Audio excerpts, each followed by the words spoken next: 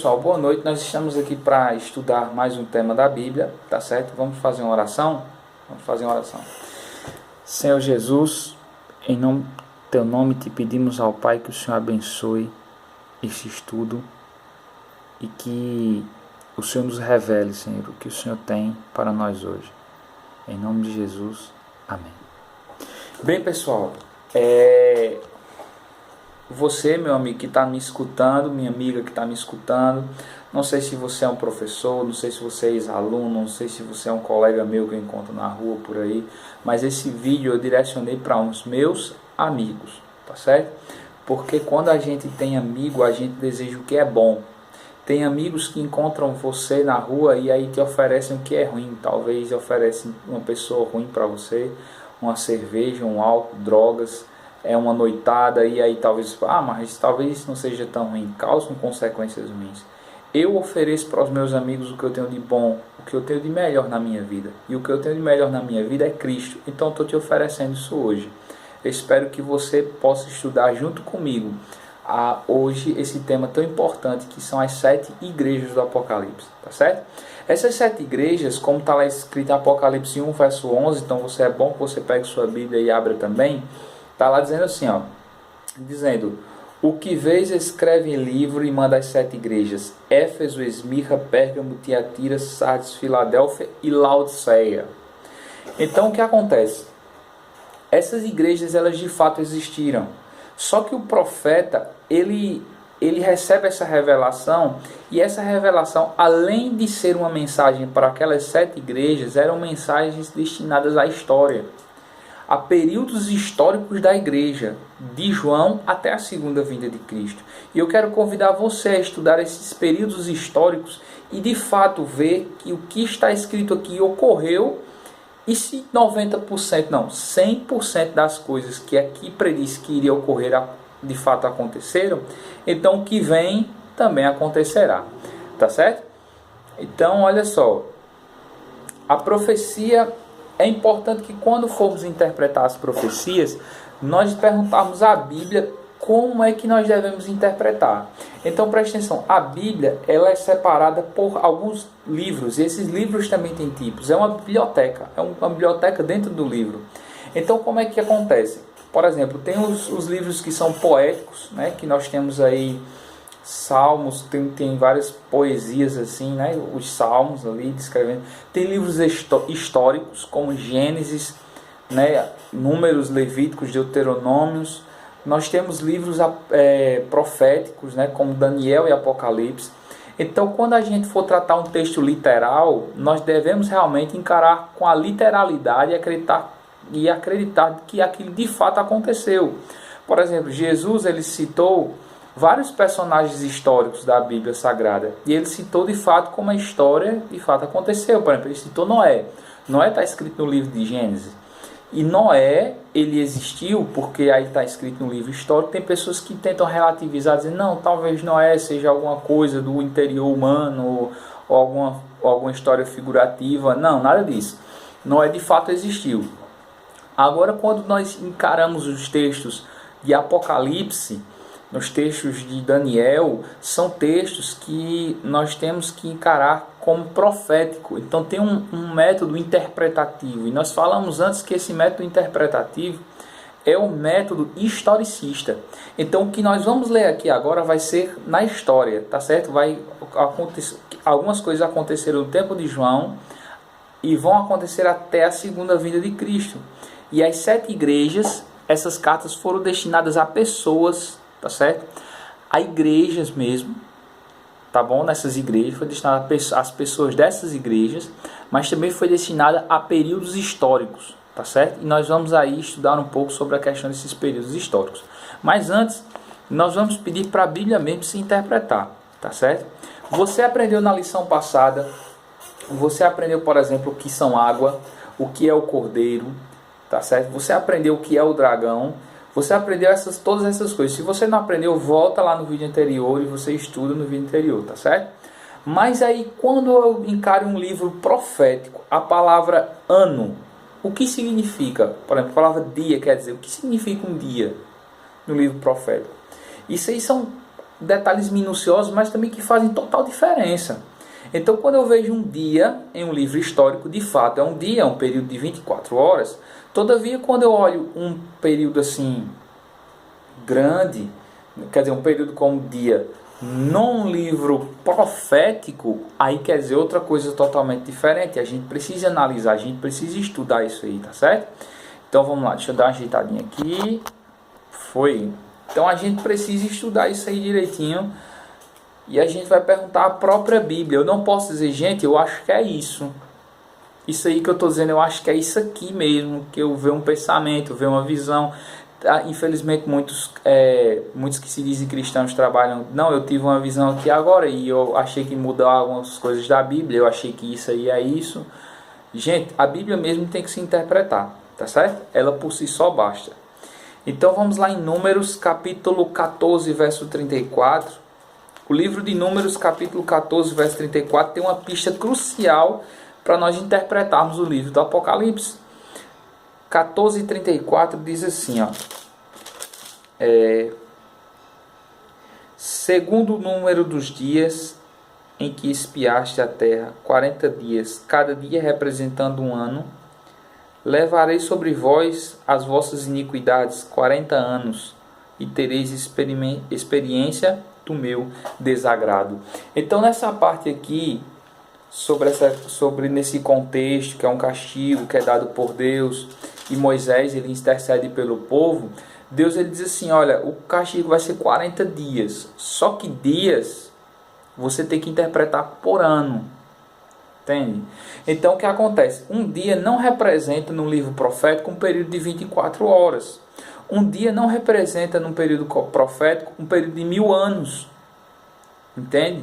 Porque aí também um dia não representa um período aí de um mês, por exemplo, é um ano. Então quando se trata de dia em um livro profético, se chama, você tem que ler como se fosse um ano, entende? Então a Bíblia mesmo, ela própria, ela se explica, tá bom? Então já partindo por esse pressuposto, certo? Então olha só, não vê o WhatsApp, agora está na hora da gente estudar a Bíblia. Dá uma pausa aí no WhatsApp e vem para cá, tá bom? Se você está no WhatsApp, não veja não. Então vamos para cá. Apocalipse capítulo 2, verso 10. Vamos dar uma olhadinha em Apocalipse 2, verso 10. Então nós temos aqui essas igrejas, né? A primeira igreja, cadê aqui? A igreja de Éfeso. Então nós temos aqui a igreja de Éfeso. Então temos a igreja de Éfeso, temos a igreja de Esmirna, temos a igreja de Pérgamo, temos a igreja de Tiatira, a igreja de Sardes e a igreja de Filadélfia. São essas 7. Vamos dar uma olhadinha de igreja por igreja. Talvez esse vídeo não vai dar tudo, mas nós iremos analisar algumas igrejas. A primeira igreja é a igreja de Éfeso. Éfeso capítulo 2, então você vai ler Apocalipse capítulo 2, você vai ver a igreja de Éfeso. Então olha só, vamos ler aí um pouquinho. E ao anjo da igreja de Éfeso escreve. Ao anjo da igreja de Éfeso escreve. Essas coisas diz aquele que conserva a mão direita as 7 estrelas e que anda no meio dos 7 candelabros de ouro. Conheça as tuas obras, tanto o seu labor como a tua perseverança, e que não pode suportar os homens maus. E que puseste à prova os que a si mesmos se declaram apóstolos e não são, e os que achaste mentirosos, e tens perseverança e suportaste provas por causa do meu nome, e não te deixastes esmorecer. Tenho, porém, contra ti que abandonaste o primeiro amor. Quem era Éfeso? Eu fiz uma pesquisa bem direitinho, e Éfeso, ela era a maior cidade da província romana, era a capital e a maior cidade da província romana na Ásia. Então o que é que tinha lá em Éfeso? Éfeso tinha um porto marítimo, e esse porto marítimo ele estava bem estrategicamente colocado, tá certo? Bem planejado. Então, por ser um porto marítimo, ele era um centro comercial e religioso muito importante. Então o que é que tinha na cidade? Ela era repleta de edifícios públicos como templos, teatros, ginásios, casas de banho e também casas de prostituição. Mas a igreja mais forte estava ali em Éfeso. Só que o que acontece? Quando você analisa por períodos históricos, e você dá com certeza para dividir a igreja nesses períodos históricos, você vê perfeitamente que Éfeso ele era a igreja num período de 31 depois de Cristo até o ano 100 depois de Cristo. Quando você vê a descrição, Cristo ele diz que conhece as obras de perseverança, as coisas que a igreja de Éfeso faz. Só o que acontece? Que nessa igreja de Éfeso, eles abandonaram o primeiro amor. Tá certo? Eles abandonaram o primeiro amor. O que quer dizer? Esse fogo do primeiro amor, esse fogo do evangelho, ele começa a se afastar. Eles começam a se afastar disso, dessa simplicidade, dessa pureza do evangelho. Então, por isso que Jesus ele adverte direitinho a igreja de Éfeso, tá certo? Então, aí você vê que a igreja de Éfeso é dessa parte aí, desde quando lançou-se, né, quando Jesus voltou, até mais ou menos o ano 100 depois de Cristo, tá certo? Então, você começa a ver aí o significado das igrejas na história também. Então, assim, esses períodos proféticos são importantes porque o que quer dizer, o que é que tem para nós hoje, entende? Por exemplo, agora eu vou dar alguns saltos, porque olha, eu tenho um estudo do Apocalipse de 95 dias de estudo. Se você quiser entrar em contato comigo, a gente pode fazer esses 95 dias de estudo. Então, como esse vai ser uma síntese da sinopse, né, bem resumido mesmo, então a gente vai tratar alguns pontos, principalmente os pontos cruciais, tá certo? Se você quiser mais detalhado, aí a gente tem esse estudo bem mais avançado, tá bom? Mas olha só, a próxima igreja que a gente vê é a igreja de Esmirna. A igreja de Esmirna, capítulo 2, verso 10, diz assim, ó: não temas as coisas que tens de sofrer. Eis que o diabo está para lançar em prisão alguns de vós, para ser dispostos à prova, e tereis tribulação de 10 dias. Ser fiel até a morte, e dar-te-ei a coroa da vida. Então, o que acontece nessa passagem? Ele disse que a igreja de Esmirna teria tribulação de 10 dias. E aqueles que fossem fiel até a morte receberiam a vida eterna, receberiam a coroa da vida. Mas se nós olharmos aquele texto que a gente analisou, 10 dias significa o quê? 10 anos. Então você começa a analisar que a fase da tribulação, nesse princípio de ano, ela vai mais ou menos dos anos 303 até os anos 313 depois de Cristo, né? Que aí, se você dá uma olhadinha na história, de fato o relato de Apocalipse converge perfeitamente ao relato histórico. Quando diz que do ano 303 até os 313, porque 303 foi promulgado, né, pelo imperador Diocleciano, uma forte perseguição aos cristãos. Então nós vemos aí, é nessa hora que nós vemos aí os cristãos sendo atirados de penhascos abaixo com estacas enormes atravessando o corpo dos cristãos. Nós vemos o corpo dos cristãos aí sendo entregues a leões. Nós vemos cristãos aí sendo acesos, né, em fogueiras. Nós vemos as perseguições mais terríveis, né? Mas por isso que Cristo disse: ser fiel até a morte e dar-te a coroa da vida. E ele, de fato, esse período termina de fato em 10 anos, como a Bíblia afirma. Porque em 313 foi promulgado o Edito de Milão, tá certo? Assinado pelo imperador Constantino em 313. Então foi de fato 10 anos que encaixaram-se nessa profecia, tá certo? Mas vamos prosseguir, olha só. Apocalipse 2, capítulo 20 e 21. Olha o que é que Jesus revela à igreja de Tiatira. Tenho, porém, contra ti o tolerares que essa mulher Jezabel, que a si mesma se declara profetiza, não somente ensine, mas ainda seduza os meus servos a praticarem a prostituição e a comerem coisas sacrificadas a ídolos. Dê-lhe tempo para que se arrependesse. Ela, todavia, não quer arrepender-se da sua prostituição. Então, o que é que acontece nessa igreja de Tiatira? Esse período da igreja. Que período da igreja é essa de Tiatira? O período da igreja de Tiatira é um período que Quando os cristãos eles estavam sendo perseguidos, houve um imperador, fugiu agora a memória o nome do imperador, não sei se foi Constantino mesmo, mas houve um imperador que declarou-se cristão e a perseguição acalmou. Só que ele foi muito sábio, né, na questão de querer ganhar os cristãos. Só que Satanás estava agindo por meio dessa sabedoria dele. Como assim? Ele começou a dizer assim: olha, adorem esses ídolos aqui, ó, são imagens cristãs, adorem.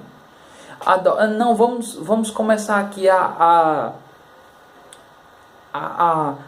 vamos dizer assim, esse adoração a ídolos, né? Por mais que você tenha aí, eu estou adorando aqui um ídolo aqui, mas esse ídolo ele representa Jesus Cristo, esse ídolo representa assim. Alguns cristãos se tocaram dessa malícia e disseram: olha, a gente não vai fazer isso não. Outros disseram: não, vamos adorar, não tem problema não, a imagem está representando a Cristo. Só que a gente dá uma olhadinha no Antigo Testamento, que Deus de maneira nenhuma, por mais que aquilo estivesse simbolizando ele ou não, mas ordenou para que não adorássemos aquilo. Então assim, nessa parte, isso se chama, espiritualmente se chama prostituição. Jezabel foi aquela que no Antigo Testamento levou o povo para uma corrupção religiosa, né? Uma corrupção religiosa. Então, nessa período da Idade Média, que a gente diz uma idade escura, né? O que acontece? Em nome de Deus, imagens e esculturas de santos foram começando a ser adorados. Tá certo? Foi mais ou menos nesse período. Mandamentos divinos foram alterados por decretos humanos. E os dissidentes foram perseguidos pela Inquisição. Então aí o que acontece? Você pode procurar, isso é histórico. Está no Apocalipse revelado, mas isso é histórico. O que é que acontece nessa prostituição religiosa? Se eu desse um dinheiro legal para a igreja da época, eu era perdoado dos meus pecados. Eu podia confessar os meus pecados a algum homem e não apenas a Cristo, que a Bíblia diz que é o único intercessor entre os homens e Deus. Tinham imagens e esculturas para serem adoradas. Começou a ser adorada por aí, entende? Foi mais ou menos nessa época aí que começou a ser adorado, que a gente chama de uma prostituição espiritual, entende? Então o que acontece aqui? E aquelas pessoas que diziam assim: não, a gente não vai fazer isso. O que é que a igreja fazia? Você pode procurar aí o Tribunal da Santa Inquisição, né? Você vê aí, por exemplo, tinham máquinas de tortura tristes, né? Você vai ver N máquinas de tortura tristes por pessoas que diziam assim: olha, a gente não vai fazer isso não. A gente não vai fazer isso não porque está contra a vontade de Deus. Aí eu quero perguntar uma coisa a você. Você quer fazer o que a sua razão diz? Agora, isso é sério, isso é bastante sério. E eu quero que você preste atenção, eu quero que você me responda. Você vai fazer o que sua razão diz? O que a sua vontade diz? Então preste atenção, o que é a sua razão, enfim? É a sua vontade, os seus princípios, os pressupostos, os seus filtros ali. Você vai fazer o que que tua razão diz, né? O que tua vontade, melhor dizendo, diz. Você vai dizer o que a cultura diz. Você vai fazer o que a tradição te diz que é para fazer, ou você vai dizer o que a palavra de Deus que diz que é para fazer? Sal, mas a palavra de Deus é relativa. De maneira nenhuma. Cristo muitas vezes se referiu à Bíblia como sendo a palavra, como sendo a própria palavra da boca de Deus. E os apóstolos também se referiram à Bíblia como sendo a palavra de Deus. Você vê alguns sujeitos, falando na gramática, né, você vê alguns sujeitos na Bíblia, algumas frases que o sujeito, ao invés de ser Deus, ele está falando Escritura. E ao invés de falar Escritura, está falando palavra de Deus. Então assim, a Bíblia é a palavra de Deus. Então nós temos que fazer o que ela pede. E Jesus nunca pede uma coisa errada para a gente, assim, uma coisa que vai danificar a gente. Mas ele pede que a gente seja fiel até a morte, independentemente do que as tradições falam. Agora deixa eu lhe perguntar uma coisa, Sal. A minha igreja ela tem essa tradição, a minha igreja ela adora santos, adora imagens, a minha igreja ela tem a tradição acima das escrituras, né? A tradição dela para ela estar aqui, as escrituras para ela estar aqui. Aí eu vou te perguntar o seguinte: você acha que essas coisas estão de fato corretas?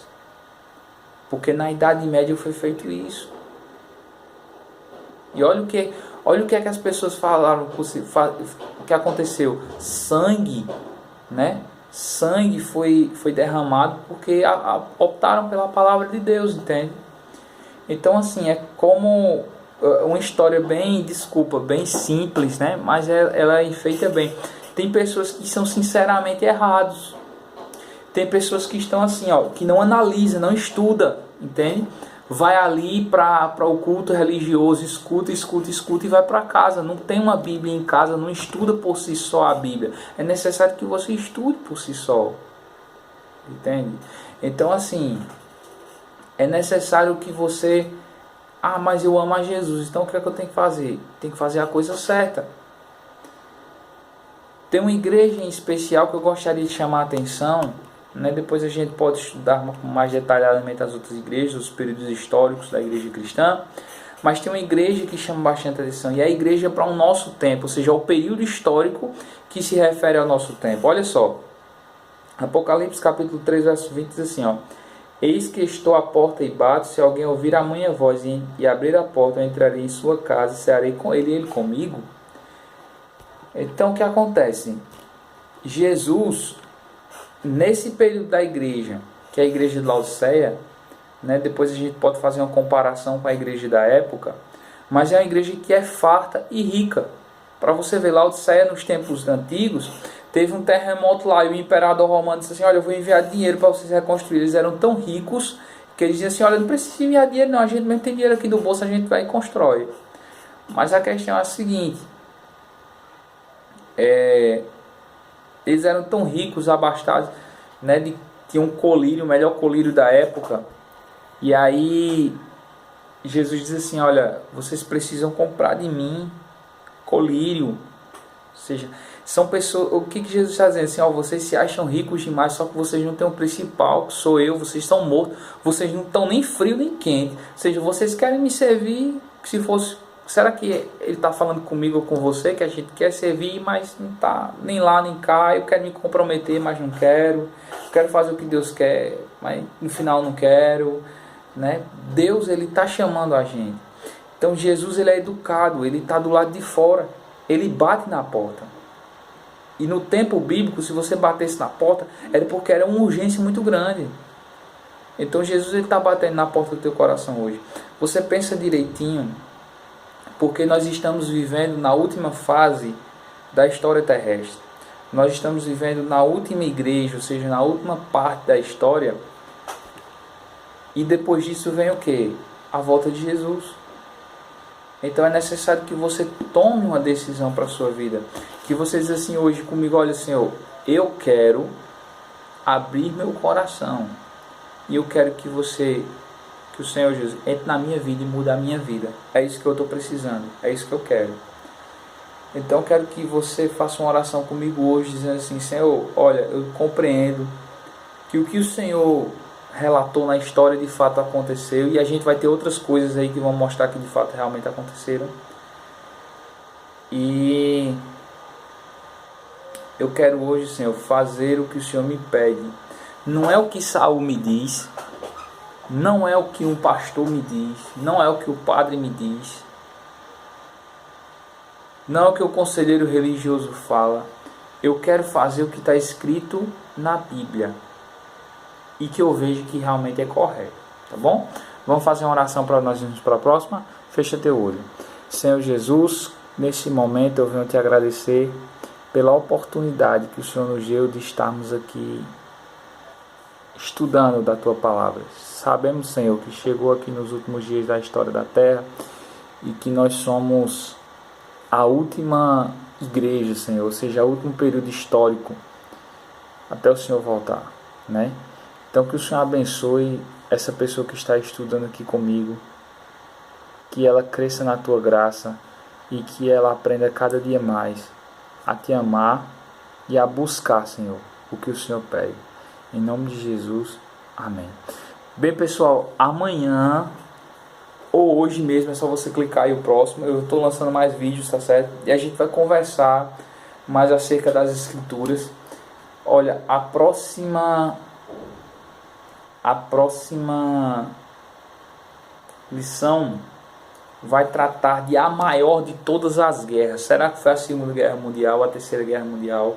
Olha, o Apocalipse ele diz que foi a maior de todas as guerras. E é necessário que você estude direitinho para você compreender o que é que tem escrito aqui para você, viu?